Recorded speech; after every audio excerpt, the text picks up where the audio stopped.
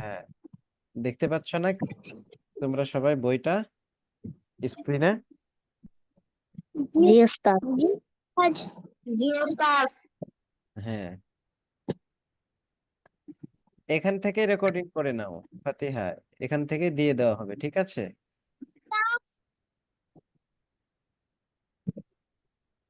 ওস্তাদ, হ্যাঁ বলো।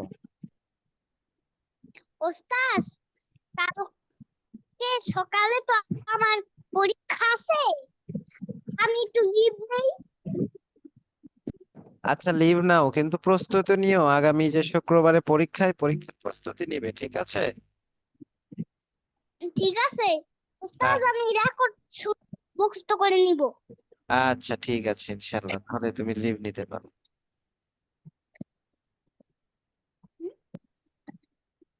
আসসালামু আলাইকুম। ওয়ালাইকুম আসসালাম। আচ্ছা দেখো, আমরা দরসে খামেস বা লেসন 5 শুরু করতেছি। এর আগে এগুলো আমরা পড়েছি, দ্বিতীয়বার আবার রিভাইজ দেওয়া হইতেছে। যদি কারো কোনো প্রবলেম থাকে, সমস্যা থাকে, সেটা বলবে আমি এই পেজটা নিয়ে আলোচনা শেষ করার পর। হয়তোবা আমি যখন আলোচনা করব এর মধ্যেই তোমাদের প্রশ্নগুলো হল হয়ে যাবে, প্রশ্নের সমাধান হয়ে যাবে। এই জন্য আগে আলোচনা করি, তারপরে যদি প্রশ্ন থাকে বলবে, বা কোনো কিছু না বুঝলে সেটা আমার থেকে জিজ্ঞাসা করে নেবে। তো দেখো, এখানে লেসন 5 দারসে খামেস, এখানে সাঈদ এবং ইয়াসির উভয়ের মাঝে কথোপকথন, দুইজনের মাঝে কথোপকথন হচ্ছে এখানে। তো এই কথোপকথনটা আমরা মুখস্থ করব, ঠিক আছে? যদি মুখস্থ করি তাহলে পরবর্তীতে আমরাও পরস্পর একজন আরেকজনের সাথে কথোপকথন করতে সুবিধা সুবিধা হবে। মানে পরস্পর আলাপচারিতা করতে আমাদের সুবিধা হবে যে তারা কিভাবে কথা বলে। এই জন্য আমাদের প্রয়োজন হলো এটা মুখস্থ করে নেওয়া দরকার, প্রয়োজন। তো এখানে প্রথমে বলা হয়েছে যে আকিতাবু মুহাম্মাদিন হাদা ইয়া ইয়াসির, হে ইয়াসির, এটি কি মুহাম্মাদের কিতাব? তো ইয়াসির বলতেছে লা, হাদা কিতাবু হামিদিন, না এটি হামিদের কিতাব। এরপরে আবার সাইদ বলতেছে আইনা কিতাবু মুহাম্মাদিন, মুহাম্মাদের কিতাব কোথায়? ইয়াসিরুন, ইয়াসির বলতেছে হুয়া তাহতাল মাকতাবি হুনাকা, সেটি সেখানে। কোথায়? মাকতাব অর্থাৎ টেবিলের নিচে, টেবিলের নিচে, নিচে। ডেস্কের নিচে। এরপর আবার সাইদ বলতেছে আইনা দাফতারু আম্মারিন, আম্মারের খাতা কোথায়? ইয়াসিরুন, ইয়াসির বলতেছে হু আলা মাকতাবিল মুদাররিস, সেটি শিক্ষকের টেবিলের উপরে। টেবিলের উপরে। আবার সাইদ বলতেছে যে কলামু মান হাদা ইয়া আলী, হে আলী, এই কলমটি কার? এখন আলী আলী বলতেছে হাদা কলামুল মুদাররিসি, এটি শিক্ষকের কলম। এরপর আবার সাইদ বলতেছে আইনা হাকিবাতুল মুদাররিসি, শিক্ষকের ব্যাগ কোথায়? আলী বলতেছে হিয়া তাহতাল মাকতাবি, সেটি ডেস্কের নিচে। তো এই যে এখানে যেগুলো পড়লাম এটা আমাদের কি করতে হবে? মুখস্থ করতে হবে। তাহলে এই যে 38 নম্বর পেজে এক্সারসাইজে আমাদের এসে সুবিধা হবে প্রশ্নের উত্তরগুলো দিতে। দেখো যে আজিবা আনিল আসইলাতিল আতিয়া, নিম্নের প্রশ্নগুলোর উত্তর দাও। Answer the following questions. আইনা কিতাবু মুহাম্মাদিন, আমরা উপরে পড়ে এসেছি। আইনা কিতাবু আম্মারিন, আইনা হাকিবাতুল মুদাররিস, এগুলো আমাদের উপরেরটা মুখস্থ করে আসতে হবে। এরপরে দেখো বলতেছে আজিফিল কালিমাতাল উলা ইলাল কালিমাতি ইলা সানিয়াতি, rewrite the two words in each of the in each group so that the second word is in the passive form.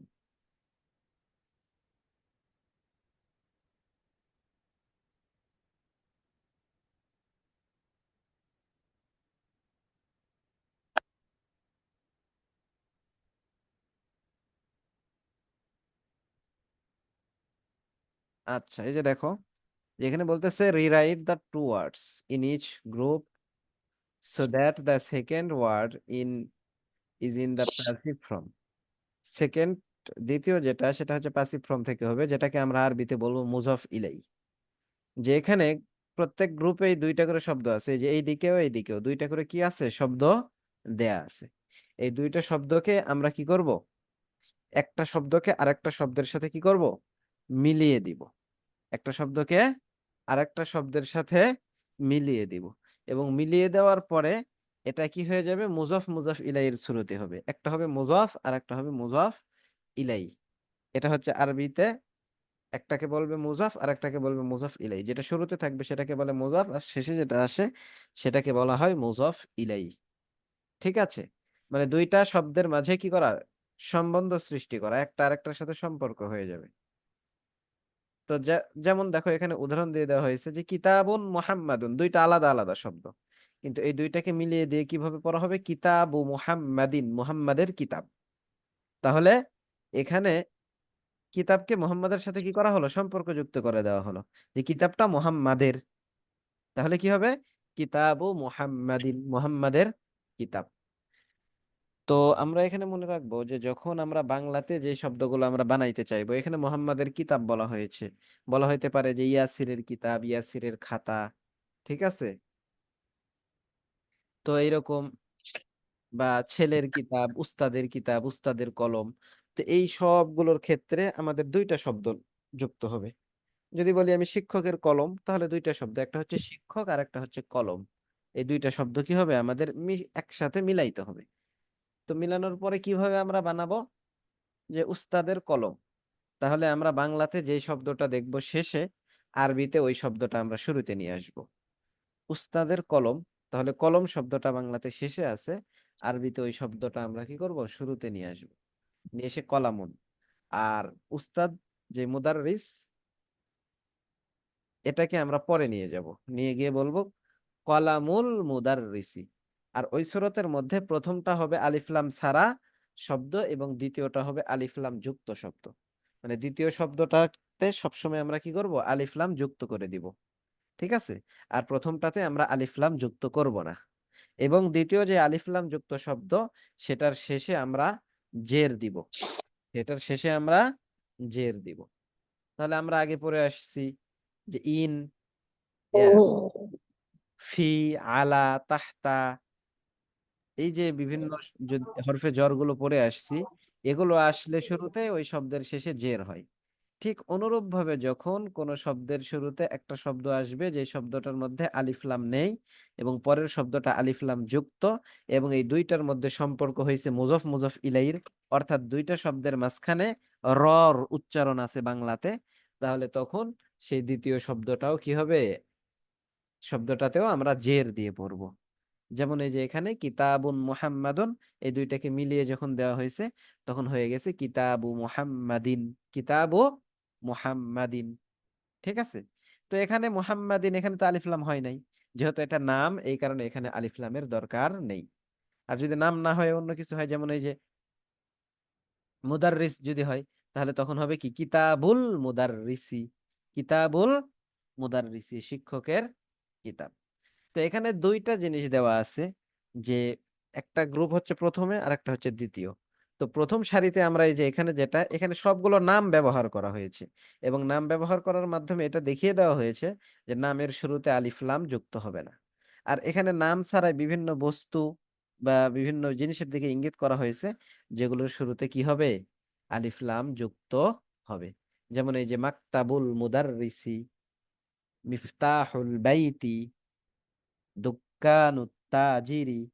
ঠিক আছে, এখানে কি হয়েছে, আলিফ লাম যুক্ত হয়ে ব্যবহার হয়েছে। এই জন্য এটা আমাদের সবসময় জেনে রাখতে হবে, যে প্রথমটা আলিফ লাম ছাড়া হবে, দ্বিতীয়টা আলিফ লাম যুক্ত হবে যদি নাম না হয়। আর যদি নাম হয় তাহলে তো আলিফ লাম যুক্ত হবে না।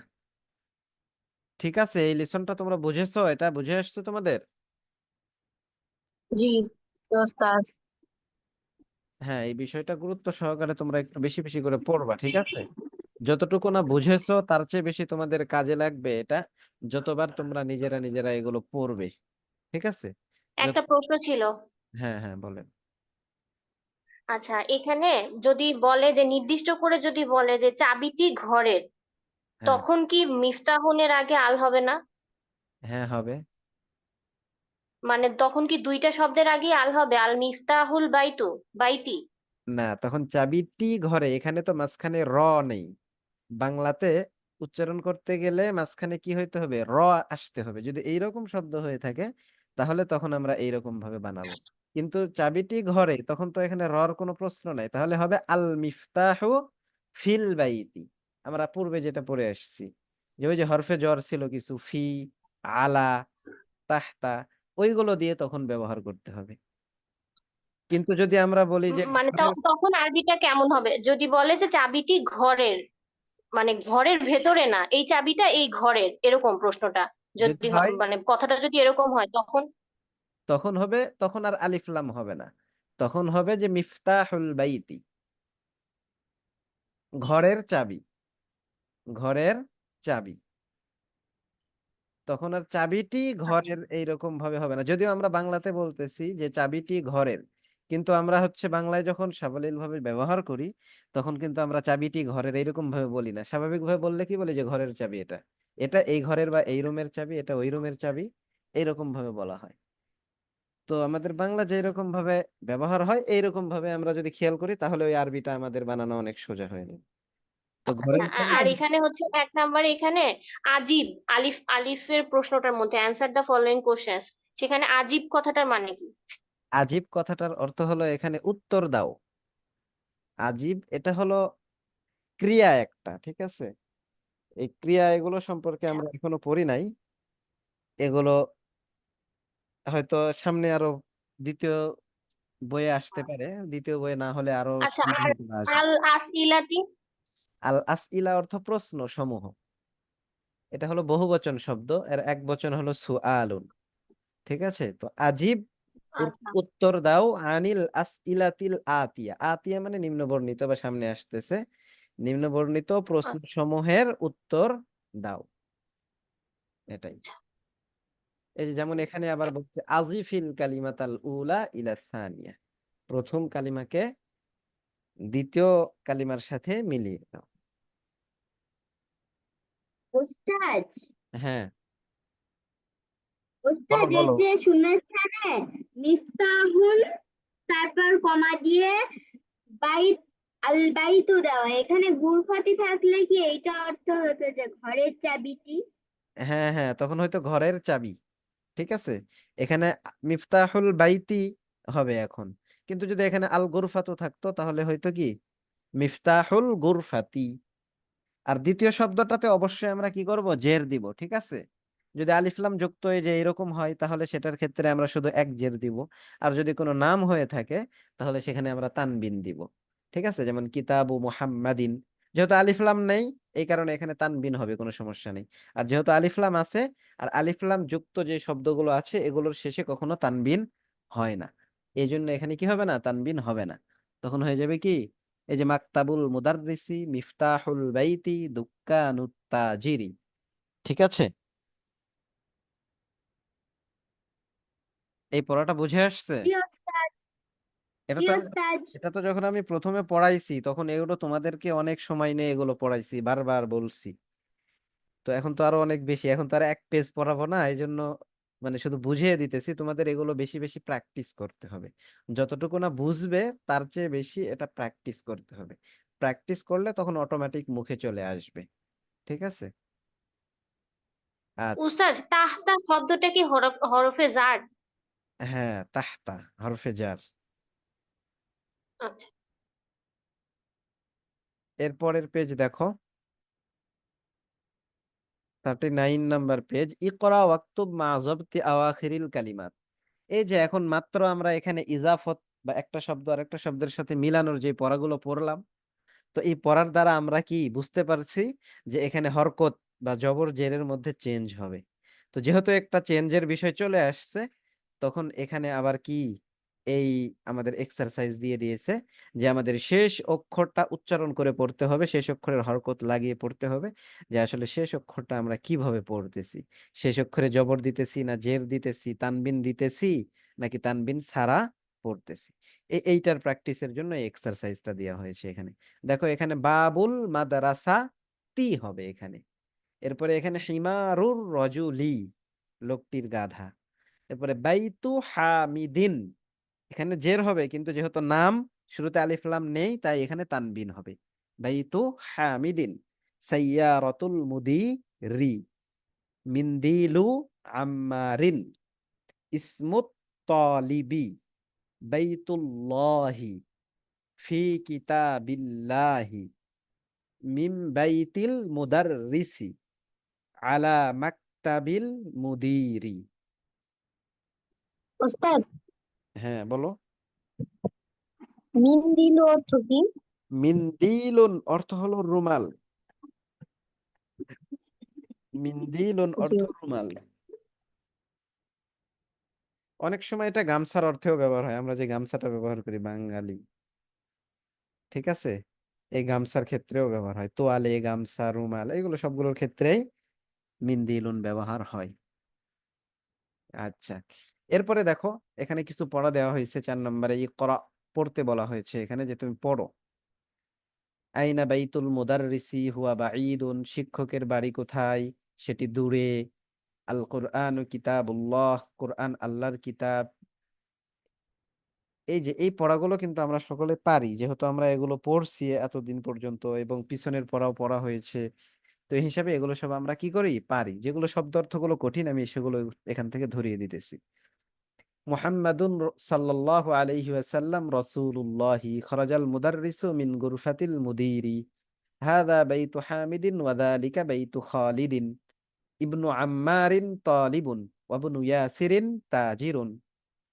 তো এখানে কি আম্মারের ছেলে একজন ছাত্র এবং ইয়াসিরের ছেলে একজন ব্যবসায়ী।